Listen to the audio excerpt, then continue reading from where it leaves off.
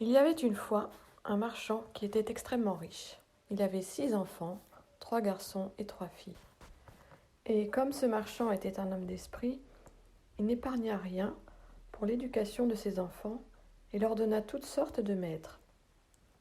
Ses filles étaient très belles, mais la cadette, surtout, se faisait admirer et on ne l'appelait, quand elle était petite, que la belle enfant. En sorte que le nom lui en resta, ce qui donna beaucoup de jalousie à ses sœurs. Cette cadette, qui était plus belle que ses sœurs, était aussi meilleure qu'elle. Les 2 aînées avaient beaucoup d'orgueil. Parce qu'elles étaient riches, elles faisaient les dames et ne voulaient pas recevoir les visites des autres filles de marchands. Il leur fallait des gens de qualité pour leur compagnie. Elles allaient tous les jours au bal, à la comédie, à la promenade, et se moquaient de leur cadette qui employait la plus grande partie de son temps à lire de bons livres. Comme on savait que ces filles étaient fort riches, plusieurs gros marchands les demandèrent en mariage. Mais les 2 aînées répondirent qu'elles ne se marieraient jamais, à moins qu'elles ne trouvassent un duc ou tout au moins un comte. La belle, car je vous ai dit que c'était le nom de la plus jeune, la belle, dis-je, remercia bien honnêtement ceux qui voulaient l'épouser. Mais elle leur dit qu'elle était trop jeune et qu'elle souhaitait de tenir compagnie à son père pendant quelques années. Tout d'un coup, le marchand perdit son bien et il ne lui resta qu'une petite maison de campagne, bien loin de la ville.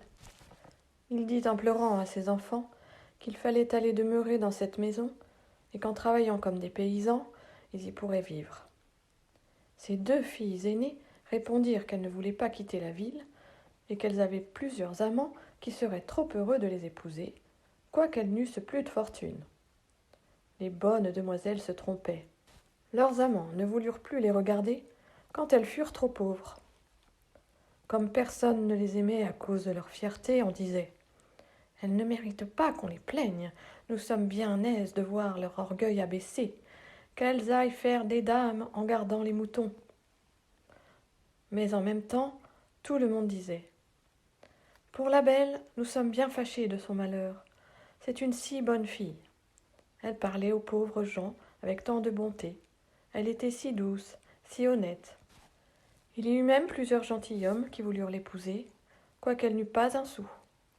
Mais elle leur dit qu'elle ne pouvait pas se résoudre à abandonner son pauvre père dans son malheur, et qu'elle le suivrait à la campagne pour le consoler et lui aider à travailler.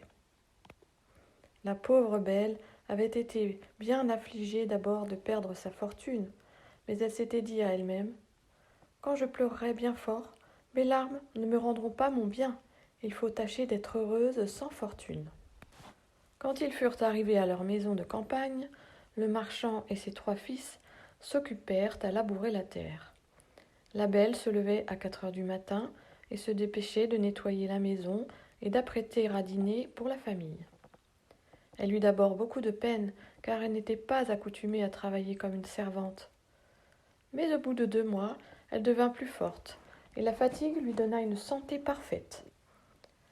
Quand elle avait fait son ouvrage, elle lisait, elle jouait au clavecin, ou bien elle chantait en filant. Ses 2 sœurs, au contraire, s'ennuyaient à la mort. Elles se levaient à 10 heures du matin, se promenaient toute la journée et s'amusaient à regretter leurs beaux habits et les compagnies. « Voyez notre cadette, disait-elle entre elles. Elle a l'âme basse et est si stupide qu'elle est contente de sa malheureuse situation. » Le bon marchand ne pensait pas comme ses filles. Il savait que la belle était plus propre que ses sœurs à briller dans les compagnies. Il admirait la vertu de cette jeune fille et surtout sa patience. Car ses sœurs, non contentes de lui laisser faire tout l'ouvrage de la maison, l'insultaient à tout moment.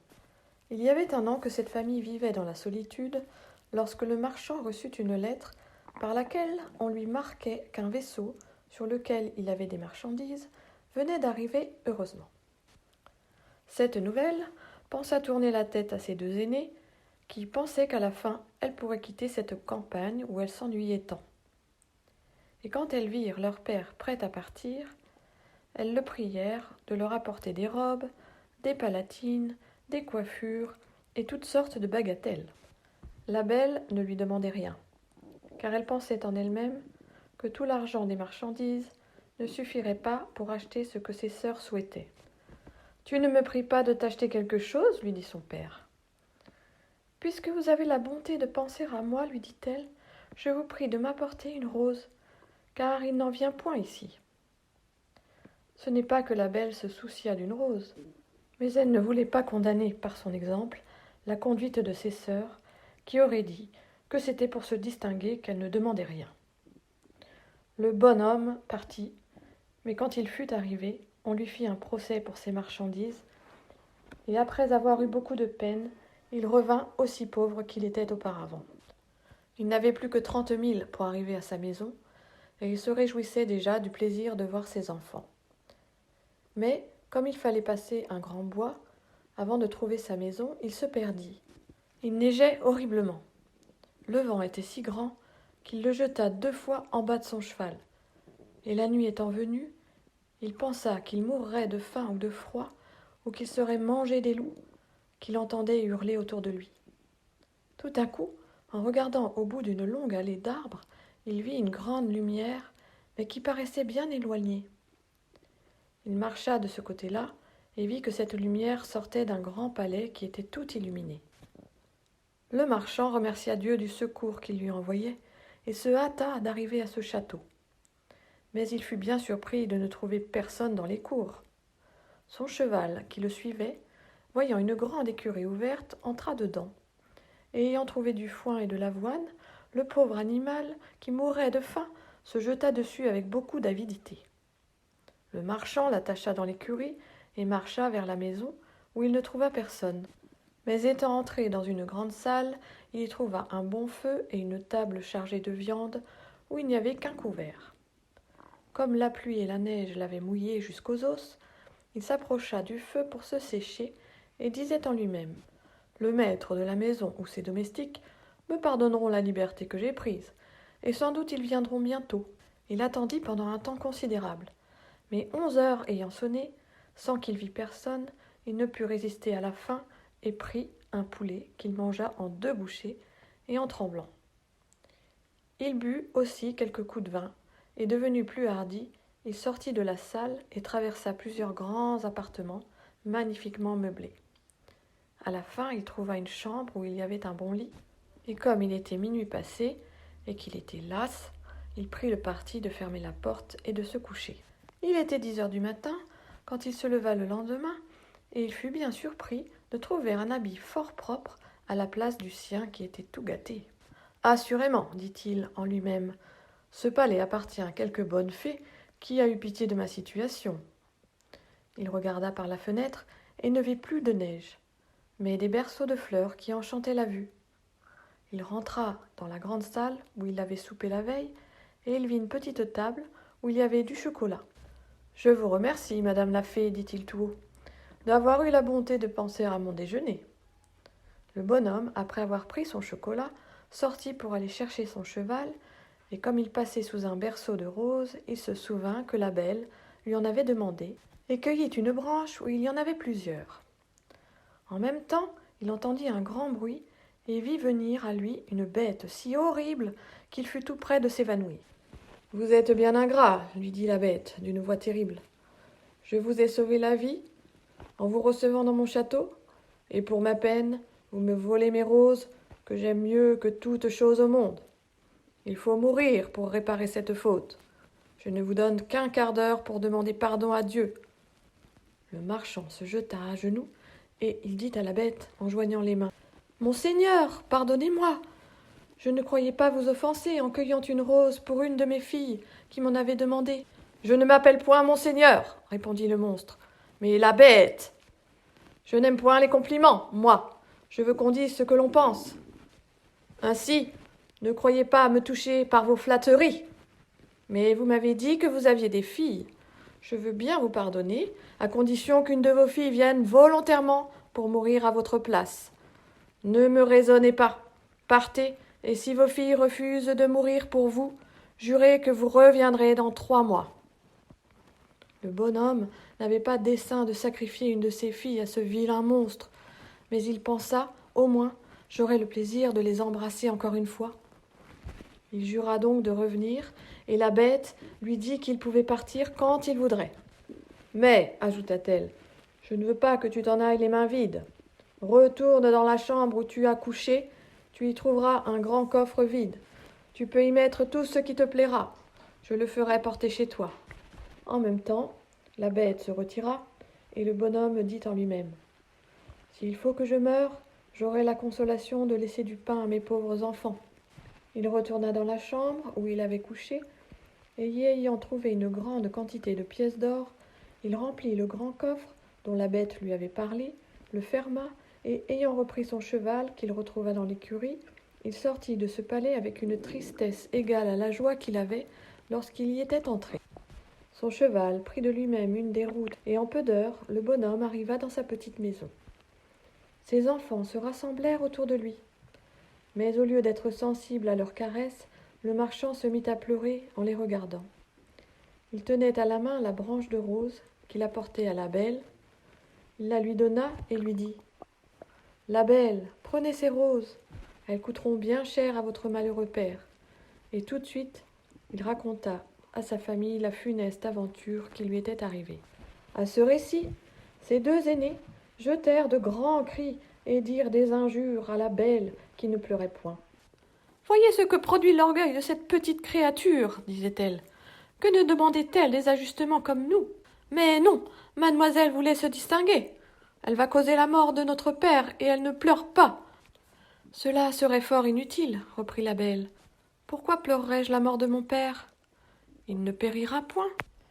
Puisque le monstre veut bien accepter une de ses filles, je veux me livrer à toute sa furie, et je me trouve fort heureuse, puisqu'en mourant, j'aurai la joie de sauver mon père et de lui prouver toute ma tendresse. « Non, ma sœur, lui dirent ses trois frères, vous ne mourrez pas. Nous irons trouver ce monstre, et nous périrons sous ses coups, si nous ne pouvons le tuer. »« Ne l'espérez pas, mes enfants, leur dit le marchand. La puissance de cette bête est si grande qu'il ne me reste aucune espérance de la faire périr. Je suis charmé du bon cœur de la belle, mais je ne veux pas l'exposer à la mort. Je suis vieux, il ne me reste que peu de temps à vivre. Ainsi je ne perdrai que quelques années de vie, que je ne regrette qu'à cause de vous, mes chers enfants. Je vous assure, mon père, lui dit la belle, que vous n'irez pas à ce palais sans moi.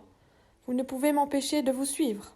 Quoique je sois jeune, je ne suis pas fort attachée à la vie, et j'aime mieux être dévorée par ce monstre que de mourir du chagrin que me donnerait votre perte. » On eut beau dire, la belle voulut absolument partir pour le beau palais, et ses sœurs en étaient charmées, parce que les vertus de cette cadette leur avaient inspiré beaucoup de jalousie. Le marchand était si occupé de la douleur de perdre sa fille qu'il ne pensait pas au coffre qu'il avait rempli d'or, mais aussitôt qu'il se fut renfermé dans sa chambre pour se coucher, il fut bien étonné de le trouver à la ruelle de son lit.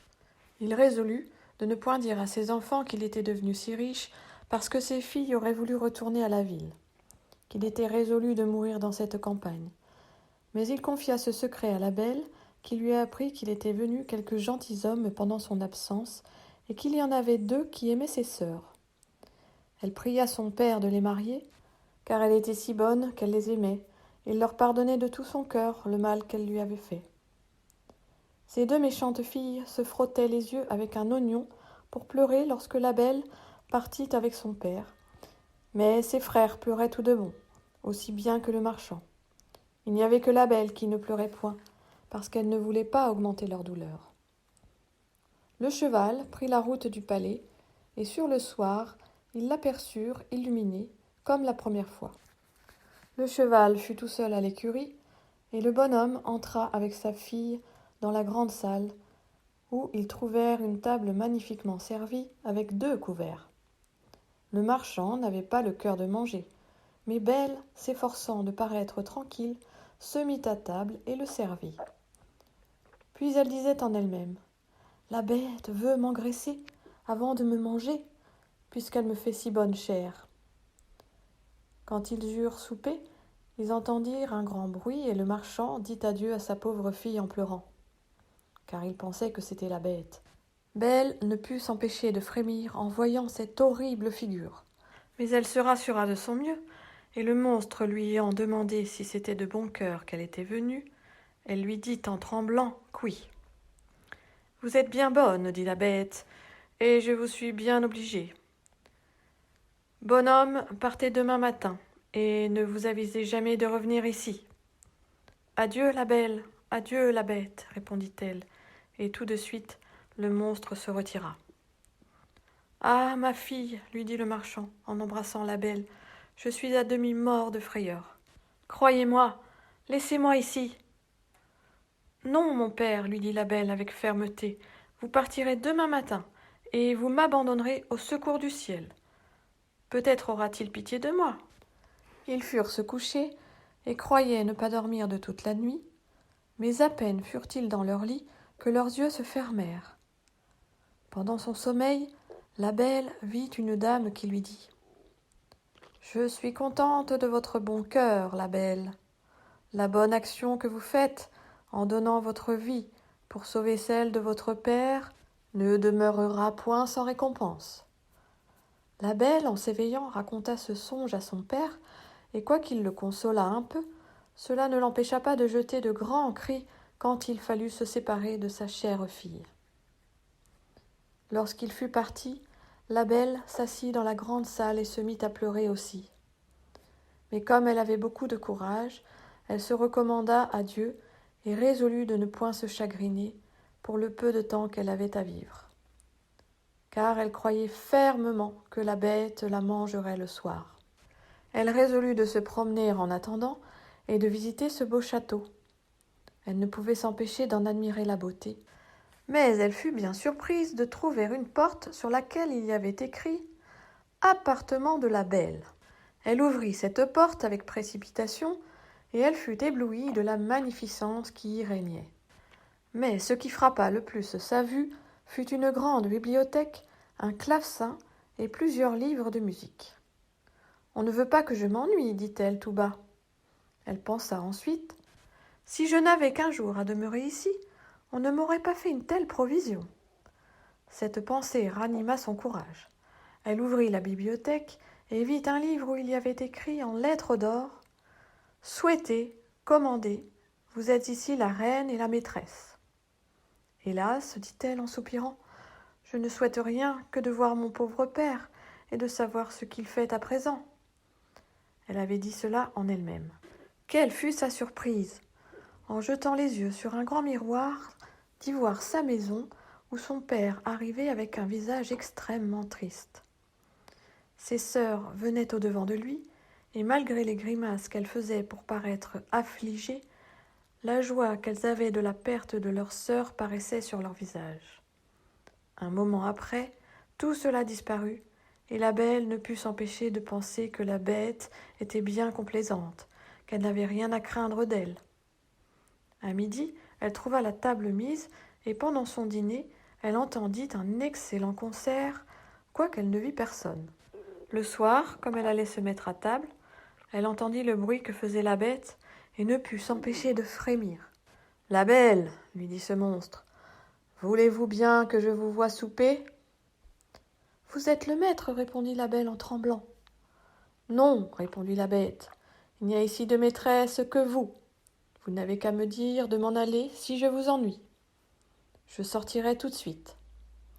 Dites-moi, n'est-ce pas que vous me trouvez bien laid ?»« Cela est vrai, dit la belle, car je ne sais pas mentir, mais je crois que vous êtes fort bon. »« Vous avez raison, dit le monstre, mais outre que je suis laid, je n'ai point d'esprit. Je sais bien que je ne suis qu'une bête. »« On n'est pas bête, reprit la belle, quand on croit n'avoir point d'esprit. Un sot n'a jamais su cela. »« Mangez donc, la belle, lui dit le monstre, et tâchez de ne vous point ennuyer dans votre maison, car tout ceci est à vous, et j'aurais du chagrin si vous n'étiez pas contente. »« Vous avez bien de la bonté, lui dit la belle. Je vous avoue que je suis bien contente de votre cœur. Quand j'y pense, vous ne me paraissez plus si laid. »« Oh, dame, oui, répondit la bête, j'ai le cœur bon, mais je suis un monstre. »« Il y a bien des hommes qui sont plus monstres que vous, dit la belle, et je vous aime mieux avec votre figure que ceux qui, avec la figure d'homme, cachent un cœur faux, corrompu, ingrat. » Si j'avais de l'esprit, reprit la bête, je vous ferais un grand compliment pour vous remercier. Mais je suis un stupide, et tout ce que je puis vous dire, c'est que je vous suis bien obligée. La belle soupa de bon appétit. Elle n'avait presque plus peur du monstre, mais elle manqua à mourir de frayeur lorsqu'il lui dit « La belle, voulez-vous être ma femme ?» Elle fut quelque temps sans répondre. Elle avait peur d'exciter la colère du monstre en le refusant. Elle lui dit pourtant en tremblant « Non, la bête !» Dans ce moment, ce pauvre monstre voulut soupirer, et il fit un sifflement si épouvantable que tout le palais en retentit. Mais Belle fut bientôt rassurée, car la bête lui en dit tristement « Adieu donc, la belle !» sortit de la chambre en se retournant de temps en temps pour la regarder encore. Belle, se voyant seule, sentit une grande compassion pour cette pauvre bête. « Hélas, disait-elle, c'est bien dommage qu'elle soit si laide, elle est si bonne. » Belle passa 3 mois dans ce palais avec assez de tranquillité. Tous les soirs, la bête lui rendait visite, l'entretenait pendant le souper, avec assez de bon sens, mais jamais avec ce qu'on appelle esprit dans le monde. Chaque jour, Belle découvrait de nouvelles bontés dans ce monstre. L'habitude de le voir l'avait accoutumée à sa laideur. Et loin de craindre le moment de sa visite, elle regardait souvent à sa montre pour voir s'il était bientôt 9 heures. Car la bête ne manquait jamais de venir à cette heure-là. Il n'y avait qu'une chose qui faisait de la peine à la belle, c'est que le monstre, avant de se coucher, lui demandait toujours si elle voulait être sa femme, et paraissait pénétrée de douleur lorsqu'elle lui disait que non. Elle dit un jour « Vous me chagrinez, la bête. Je voudrais pouvoir vous épouser, mais je suis trop sincère pour vous faire croire que cela arrivera jamais. Je serai toujours votre amie. Tâchez de vous contenter de cela. » « Il le faut bien, reprit la bête. Je me rends justice. Je sais que je suis bien horrible, mais je vous aime beaucoup. Cependant, je suis trop heureux de ce que vous voulez bien rester ici. Promettez-moi que vous ne me quitterez jamais. » La belle rougit à ces paroles. Elle avait vu dans son miroir que son père était malade de chagrin de l'avoir perdu, et elle souhaitait de le revoir. « Je pourrais bien vous promettre, dit-elle à la bête, de ne vous jamais quitter tout à fait. Mais j'ai tant d'envie de revoir mon père que je mourrais de douleur si vous me refusez ce plaisir. »« J'aime mieux mourir moi-même, dit ce monstre, que de vous donner du chagrin. Je vous enverrai chez votre père, vous y resterez, et votre pauvre bête en mourra de douleur. »« Non, lui dit la belle en pleurant, je vous aime trop pour vouloir causer votre mort. Je vous promets de revenir dans 8 jours. Vous m'avez fait voir que mes sœurs sont mariées et que mes frères sont partis pour l'armée. Mon père est tout seul. Souffrez que je reste chez lui 1 semaine. »« Vous y serez demain au matin, dit la bête. Mais souvenez-vous de votre promesse. Vous n'aurez qu'à mettre votre bague sur une table en vous couchant quand vous voudrez revenir. Adieu, la belle. » La bête soupira selon sa coutume en disant ces mots, et la belle se coucha toute triste de la voir affligée. Quand elle se réveilla le matin, elle se trouva dans la maison de son père, et, ayant sonné une clochette qui était à côté de son lit, elle vit venir la servante qui fit un grand cri en la voyant. Le bonhomme accourut à ce cri et manqua mourir de joie en revoyant sa chère fille. Et ils se tinrent embrassés plus d'1 quart d'heure. La belle, après les premiers transports, pensa qu'elle n'avait point d'habit pour se lever. Mais la servante lui dit qu'elle venait de trouver dans la chambre voisine un grand coffre plein de robes toutes d'or, garnies de diamants. Belle remercia la bonne bête de ses attentions. Elle prit la moins riche de ses robes et dit à la servante de serrer les autres, dont elle voulait faire présent à ses sœurs. Mais à peine eut-elle prononcé ces paroles que le coffre disparut. Son père lui dit que la bête voulait qu'elle gardât tout cela pour elle, et aussitôt les robes et le coffre revinrent à la même place. La belle s'habilla, et pendant ce temps, on fut avertir ses sœurs qui accoururent avec leurs maris. Elles étaient toutes 2 fort malheureuses. L'aînée avait épousé un gentilhomme, beau comme le jour, mais il était si amoureux de sa propre figure qu'il n'était occupé que de cela, depuis le matin jusqu'au soir, et méprisait la beauté de sa femme. La seconde avait épousé un homme qui avait beaucoup d'esprit, mais il ne s'en servait que pour faire enrager tout le monde, et sa femme toute la première. Les sœurs de la belle manquèrent de mourir de douleur quand elles la virent habillée comme une princesse et plus belle que le jour. Elle eut beau les caresser, rien ne put étouffer leur jalousie, qui augmenta beaucoup quand elle leur eut conté combien elle était heureuse. Ces deux jalouses descendirent dans le jardin pour y pleurer tout à leur aise, et elles se disaient « Pourquoi cette petite créature est-elle plus heureuse que nous ? Ne sommes-nous pas plus aimables qu'elle ?» Ma sœur, dit l'aînée, il me vient une pensée. Tâchons de l'arrêter ici plus de 8 jours. Sa sotte bête se mettra en colère de ce qu'elle lui aura manqué de parole, et peut-être qu'elle la dévorera. Vous avez raison, ma sœur, répondit l'autre. Pour cela, il lui faut faire de grandes caresses. Et ayant pris cette résolution, elles remontèrent et firent tant d'amitié à leur sœur que la belle en pleura de joie. Quand les 8 jours furent passés, les deux sœurs s'arrachèrent les cheveux et firent tant les affliger de son départ qu'elle promit de rester encore 8 jours chez son père.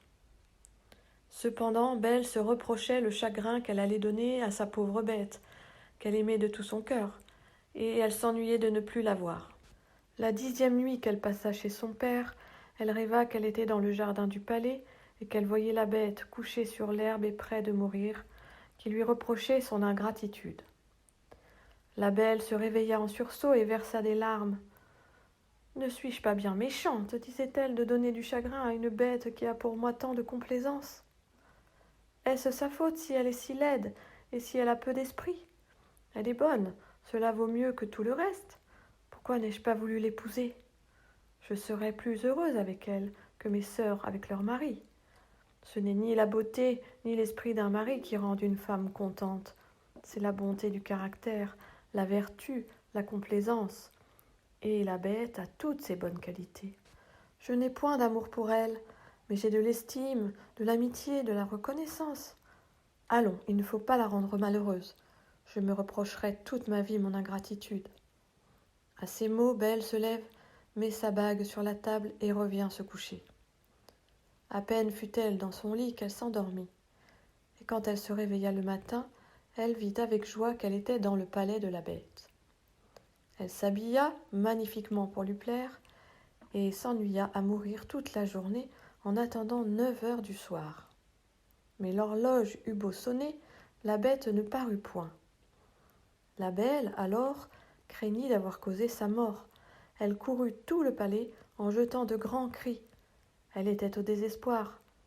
Après avoir cherché partout, elle se souvint de son rêve et courut dans le jardin vers le canal où elle l'avait vue en dormant. Elle trouva la pauvre bête étendue, sans connaissance, et elle crut qu'elle était morte. Elle se jeta sur son corps sans avoir horreur de sa figure, et sentant que son cœur battait encore, elle prit de l'eau dans le canal et lui en jeta sur la tête. La bête ouvrit les yeux et dit à la belle « Vous avez oublié votre promesse.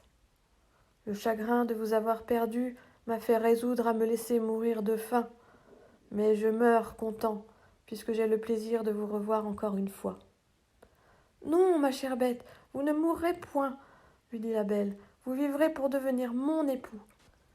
Dès ce moment, je vous donne ma main, et je jure que je ne serai qu'à vous. Hélas, je croyais n'avoir que de l'amitié pour vous, mais la douleur que je sens me fait voir que je ne pourrais vivre sans vous voir. » À peine la belle eut-elle prononcé ces paroles qu'elle vit le château brillant de lumière. Les feux d'artifice, la musique, tout lui annonçait une fête. Mais toutes ces beautés n'arrêtèrent point sa vue. Elle se retourna vers sa chère bête, dont le danger la faisait frémir. Quelle fut sa surprise! La bête avait disparu, et elle ne vit plus à ses pieds qu'un prince plus beau que l'amour, qui la remerciait d'avoir fini son enchantement. Quoique ce prince méritât toute son attention, elle ne put s'empêcher de lui demander où était la bête. « Vous la voyez à vos pieds, lui dit le prince. Une méchante fée m'avait condamné à rester sous cette figure jusqu'à ce qu'une belle fille consentît à m'épouser, et elle m'avait défendu de faire paraître mon esprit. Ainsi, il n'y avait que vous dans le monde, assez bonne pour vous laisser toucher à la bonté de mon caractère. Et en vous offrant ma couronne, je ne puis m'acquitter des obligations que je vous ai. » La belle, agréablement surprise, donna la main à ce beau prince pour se relever. Ils allèrent ensemble au château, et la belle manqua mourir de joie en trouvant dans la grande salle son père et toute sa famille que la belle dame, qui lui était apparue en songe, avait transportée au château. « Belle, lui dit cette dame, qui était une grande fée, venez recevoir la récompense de votre bon choix. Vous avez préféré la vertu à la beauté et à l'esprit, vous méritez de trouver toutes ces qualités réunies en une même personne. Vous allez devenir une grande reine. J'espère que le trône ne détruira pas vos vertus. Pour vous, mesdemoiselles, dit la fée aux deux sœurs de Belle, je connais votre cœur et toute la malice qu'il renferme. Devenez deux statues, mais conservez toute votre raison sous la pierre qui vous enveloppera. Vous demeurez à la porte du palais de votre sœur, et je ne vous impose point d'autre peine que d'être témoin de son bonheur. Vous ne pourrez revenir dans votre premier état qu'au moment où vous reconnaîtrez vos fautes. Mais j'ai bien peur que vous ne restiez toujours statue. On se corrige de l'orgueil, de la colère, de la gourmandise et de la paresse, mais c'est une espèce de miracle que la conversion d'un cœur méchant et envieux. » Dans le moment, la fée donna un coup de baguette qui transporta tous ceux qui étaient dans cette salle dans le royaume du prince. Ses sujets le virent avec joie, et il épousa la belle, qui vécut avec lui fort longtemps, et dans un bonheur parfait, parce qu'il était fondé sur la vertu.